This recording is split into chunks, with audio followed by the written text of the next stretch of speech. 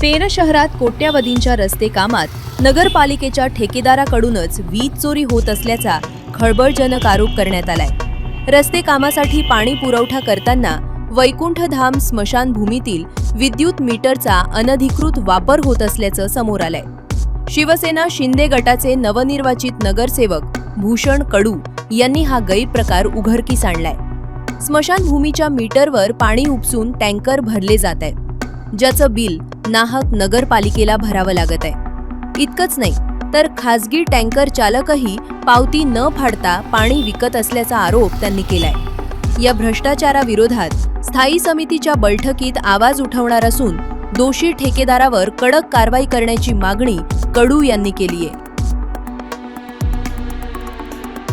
ह्याच्यातून पाणी राख धुण्यासाठी, टॉयलेटसाठी वगैरे सगळं पाणी जातं आणि ही बाहेरच्या कॉन्ट्रॅक्टरनी त्याच्या सोयीसाठी लावलेली ही स्वतःची पर्सनल प्रायव्हेट मोटर आणि ती जवळजवळ लावल्यानंतर विदिन 5 ते 10 मिनिटात तो टँकर फुल होतो। म्हणजे एवढा मोठा टँकर, एवढी मोठी नदी आहे, ती मशीन आहे, पण त्याचा भूदंड तो आपल्यावरती पडतो। आपण जो कर भरतो तो कराचा पैसा नगरपालिका मीटर सगळ्या सोयीसुविधांसाठी वापरते, परंतु नगरपालिकेला माहिती नाही की त्या व्यक्तीने मशीन टाकली, पाणी खेचून त्याच्या प्रायव्हेट कामासाठी नेतोय, परंतु त्याचा बिल आपण भरतोय।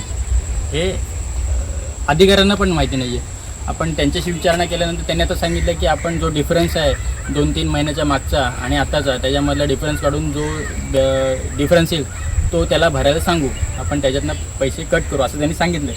परंतु हा 1-2 महिन्याचा नाही आहे, हा कित्येक वर्षाचा चाललेला खेळ आहे आणि हे त्यांच्या आता निदर्शनास आलं आहे। परंतु माझं म्हणणं की गेले 3-4 वर्षाचा बिलाचा जो तपशील आहे तो एकत्र करून किती जो हे बसतोय तो पेनल्टी त्याकडनं घ्यावी आणि त्याच्यावरती कारवाई होईल, ही आपली मागणी आहे।